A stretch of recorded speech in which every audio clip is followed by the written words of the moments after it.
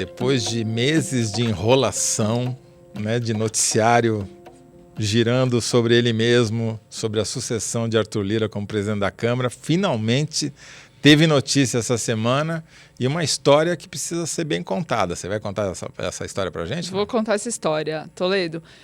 De domingo para segunda, começou uma articulação do Arthur Lira para tentar viabilizar um nome que estava correndo por fora para a sucessão dele, que era o nome do Hugo Mota, um deputado do Republicanos da Paraíba, que tem excelente trânsito na cúpula da Câmara, mas é do partido do Marcos Pereira, presidente do Republicanos, que se colocou como candidato lá atrás. A bem, na verdade, o Marcos Pereira se coloca como candidato a umas 2 ou 3 eleições da Câmara e não conseguiu se viabilizar em nenhuma delas. Então, como ele era o primeiro da fila, não tinha como o Hugo Mota se colocar como candidato, ele próprio, porque o presidente do partido dele já era, mas ele queria, enfim, ele tinha todo um trânsito em relação a isso. O Arthur Lira, com esse impasse em relação a quem que ele ia apoiar, vamos lembrar os candidatos colocados, o Elmar Nascimento, do União Brasil, que é seu amigo e aliado de primeira hora, tinha... Meu não, né? Do Arthur Lira. Do Arthur Lira. O Antônio Brito, do PSD, do Kassab, que tem boas relações no governo e também um bom trânsito na Câmara. Tinha o Isnaldo Bulhões, do MDB, que nunca foi um candidato considerado competitivo, mas que cacifava o MDB para pleitear posições na mesa, e tinha o Marcos Pereira. Então, de domingo para segunda, o Arthur Lira manda um emissário até o Marcos Pereira e diz que se ele topasse sair da corrida e lançar o Hugo Mota, ele tiraria o Elmar do páreo. Essa foi o grande lance, então. Começa com o Arthur Lira fazendo o primeiro movimento. Desse movimento. Por que o Arthur Lira fez isso? Né? Porque o Elmar Nascimento, como amigo dele, como aliado próximo, atenderia aos interesses dele, que é manter a influência sobre a Câmara depois que ele sair. Então. Mas o Elmar Nascimento tem muita resistência, a começar pela base governista, pelo PT, mas não só. O Elmar Nascimento tem resistência até no PL do Bolsonaro e do Valdemar da Costa Neto, legenda em que vários deputados bolsonaristas raiz tinham resistência a ele pelo jeito que ele faz política. Então o Arthur Lira estava tentando não perder o controle sobre a própria sucessão e fez esse primeiro movimento de pedir via emissários para o Marcos Pereira fazer essa troca, sair e pôr o Hugo Mota no lugar. Desculpa te perguntar uma coisa. O próprio Arthur Lira tinha se autoimposto, e você falou aqui mais de uma vez, né? Que ele tinha um prazo para anunciar o candidato dele e ele não cumpriu esse prazo. Ele não cumpriu. O prazo que ele tinha colocado era agosto, passou agosto, na virada de agosto para setembro ele começou esse movimento. E isso é muito importante que você está lembrando, porque ele tem pressa, mas ele que colocou esse prazo, porque a rigor é a eleição em fevereiro de 2025. Isso vai ser um fator importante ao longo dessa crônica dos últimos dias. O Marcos Pereira diz para esse emissário do Arthur Lira que não vai fazer essa troca e devolve o recado para o Arthur Lira. Aí o Arthur Lira falou, bom, ok, eu vou apoiar o Elmar Nascimento, então manda espalhar essa decisão antes de anunciá-la oficialmente. E aí o Marcos Pereira falou, bom, se ele vai apoiar o Elmar, e isso é um fato consumado, eu vou dar um jeito de me sair melhor do que o cenário mais provável, que seria que ele acabasse não sendo o presidente. Eu vou, então, indicar, sim, o Hugo Mota, porque aí é o meu partido que vai estar no comando, eu vou ter influência e ascendência sobre o presidente da Câmara, maior do que se for o Elmar, que não vai dever nada a mim. Então, ele manda de volta um recado para o Arthur Lira, dizendo que topava, sim, essa negociação que ele tinha proposto. E isso, de segunda para terça-feira, todos esses personagens viraram à noite, da madrugada, de segunda até às 5 da manhã, no telefone, no zap, entre todos eles, em Brasília e nos seus estados. Ele pede para o Arthur Lira esperar para fazer o anúncio do Elmar e aí ele começa a trabalhar. Então ele vai até o Lula, Marcos Pereira, até o presidente Lula, apresenta a candidatura do Hugo Mota. Ele fala isso em entrevistas, inclusive, que o Lula fala, mas ele não é muito jovem, 34 anos. A polarização entre governo e oposição, ela é natural, é do parlamento, o debate, a discussão faz parte da democracia. E aí o Marcos Pereira bate no peito e diz, eu avalizo, eu uma apoio. Jogada muito esperta, né? A ideia não era nem dele, mas ele apareceu como pai do futuro presidente da Câmara, de certa maneira, da candidatura. Tem umas questões aí no meio, mas sim. O Lula diz pra ele, ok, se você indica eu não tenho nenhum óbice, tudo bem, mas pede pro Kassab tirar o nome do Antônio Brito pra gente arranjar uma candidatura consensual entre todos. O Marcos Pereira vai até o Kassab diz não. O Tarcísio, que é governador de São Paulo pelo Republicanos do Marcos Pereira, vai até o Kassab é secretário de governo do Tarcísio. O Tarcísio pede ao Kassab, o Kassab diz que não, sempre com esse argumento. Mas para que definir isso agora, se a eleição é só em fevereiro? A gente está cuidando de eleição municipal no país inteiro. O Antônio Brito está rodando a Bahia inteira para viabilizar a eleição dos seus aliados nos municípios. Eu não tenho para que resolver isso antes. Agora, ao Lira convém definir tudo isso já, para ele não perder o controle do que vai acontecer, para ele ter ascendência sobre os candidatos que vão se colocar. Enfim, ele queria manter o cronograma dele, para ele ter ainda a caneta na mão na hora de decidir tudo isso. O Marcos Pereira percebeu que para ele isso convinha, então eles toparam esse prazo para o Kassab, para o Antônio Brito e para esse outro grupo, e talvez até agora para o Eumar Nascimento também, isso não conviria, porque o que eles estavam tentando fazer era uma articulação que unisse o PSD do Antônio Brito e do Kassab,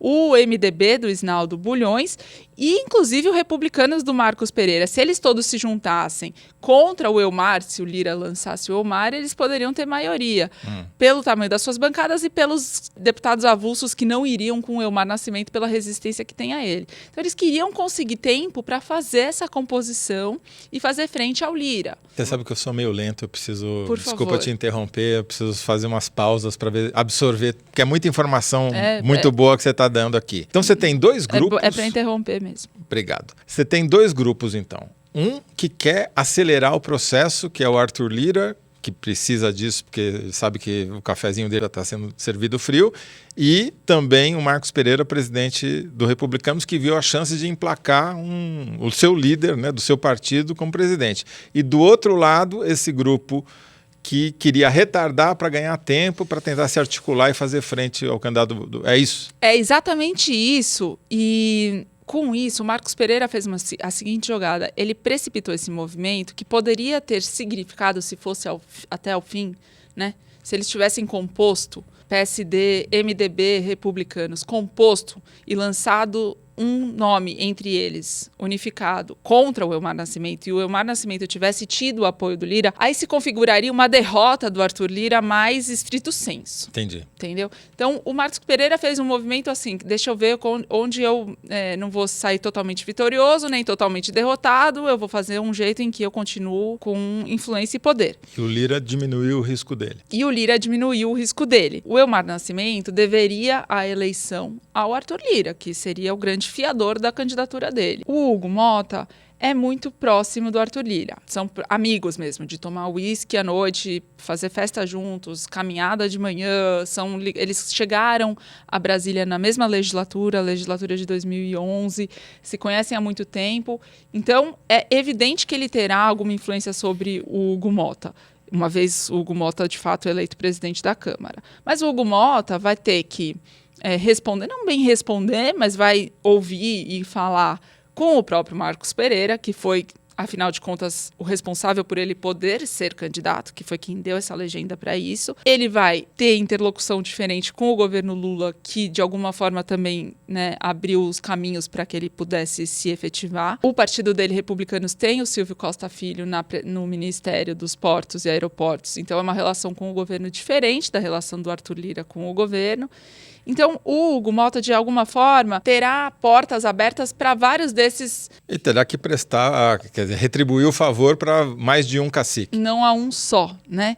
Então, se você me disser, bom, quem ganhou e quem perdeu, eu te digo assim, o Marcos Pereira deu um jeito de não sair totalmente derrotado, nem totalmente vitorioso. O Arthur Lira, da mesma forma, ele deu um jeito de não sair totalmente derrotado, uma vez que provavelmente não sairia totalmente vitorioso. Eles não podem dizer que ganharam, venceram, mas estão longe de serem taxados como derrotados.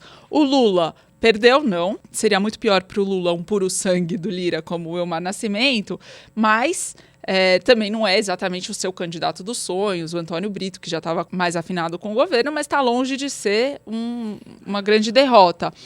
O Bolsonaro, a mesma coisa.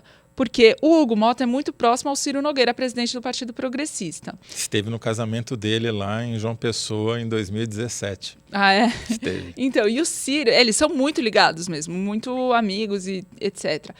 E o Ciro Nogueira virou o principal, um dos, se não o principal aliado do Bolsonaro na política tradicional. Então, para o Bolsonaro também pode não ser não é ruim. o candidato dos sonhos, como ele Quer diz, dizer, mas não é ruim. Ele é aquele candidato que ninguém veta, ninguém fica totalmente feliz, mas ninguém é ruim o suficiente para o cara falar, não, esse não. É uma solução que acomoda interesses muito distintos, e muitas vezes conflitantes. Então, ele é o candidato do meio, É o digamos. chamado mínimo denominador comum. Exatamente, é o mínimo denominador comum. Porém, tem duas pessoas que talvez não pensem assim. O primeiro deles é o Kassab, que agora vai ter que mostrar qual foi o raciocínio político. E, assim, esses grupos, quem chega primeiro, fica melhor para conseguir compor depois. Então, o que eles precisam é ter posição na mesa diretora e indicação nas principais comissões da casa. Certo. É disso que se trata. E quem chega primeiro, quem consegue fazer essa composição junto com o candidato vitorioso, sempre sai na frente. E uma das sinalizações do Hugo Motta, inclusive, que se for, de fato, o próximo presidente da Câmara, é que ele vai dar mais força de volta às comissões. O Arthur Lira, por causa da pandemia, levou muita coisa para o plenário, enfraqueceu as comissões. Uma das propostas do Hugo Motta, que se diz no entorno dele, é que as comissões vão voltar a ter presença e poder. Então, é importante para os partidos estarem bem posicionados. O Kassab vai ter que explicar qual que é o raciocínio dele e tentar reverter também se ele tiver ficado para trás, como se diz que ele ficou. E a outra pessoa que não está feliz é o próprio Elmar Nascimento, que tinha a chance dele nas mãos, que era ter o apoio do Lira para conseguir se eleger presidente, contra tudo e contra todos, quase, e aparentemente perdeu essa chance. Não está cravado, o Arthur Lira não fez nenhum anúncio formal, oficial, pelo menos até a gravação desse episódio. Essas coisas mudam. Sim. Mudaram numa madrugada, então pode mudar de novo. Na foto que a gente tem aqui, nessa quinta-feira à tarde, esse é o cenário. Agora, Thaís, excelente, né? Eu tive uma aula aqui com a Thaís Bilenque agora. Aliás, nós temos uma coisa em comum com o Hugo Motta, né? A gente chegou em Brasília mais ou menos com a mesma idade. É verdade. Mas eu cheguei um ano antes até. Eu cheguei em 2010 e ele chegou em 2011. Você chegou anos luz. Sim, mas eu tinha antes. 21 ele tinha 21 também, eu tinha 22 para 23. Mas isso é muito surpreendente. Essa pergunta que o Lula fez não é à toa, né? O Hugo Motta se elegeu deputado federal pela primeira vez com 21 anos de idade, não tinha nem sequer terminado o curso de medicina lá na Paraíba, teve que transferir matrícula para uma faculdade em Brasília. Foi o deputado federal mais novo da história da Câmara e até onde eu tenho registro aqui, corre o risco de se tornar o presidente da Câmara mais novo da história também, porque, por exemplo, o Rodrigo Maia, que era um cara que assumiu jovem, assumiu com 46 anos a presidência da Câmara.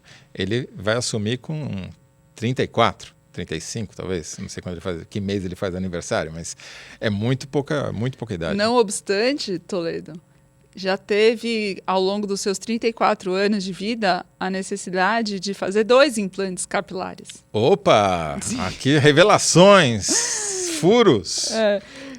Conta direito essa história aí. Não, a história que eu quero contar é outra, porque eu estava conversando com uma fonte que conhece todos esses personagens maravilhosamente bem, e ele conhece os personagens há anos, há décadas, então ele acompanha a mudança de geração. E na geração anterior, na geração do Ulisses, aí você me conta, tinha a turma do Poá. Clube do Poá. O que era o Clube do Poá? Se reunia no segundo andar de um restaurante chamado Piantella, que já até fechou em Brasília.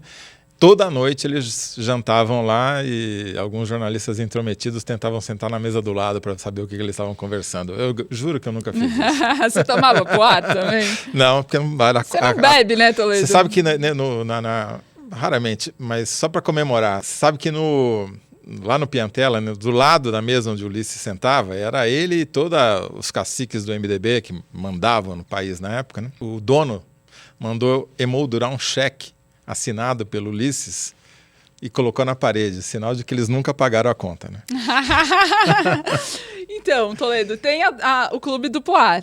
Tinha o Clube do Poá. E hoje eles são conhecidos por serem a turma do Monjaro.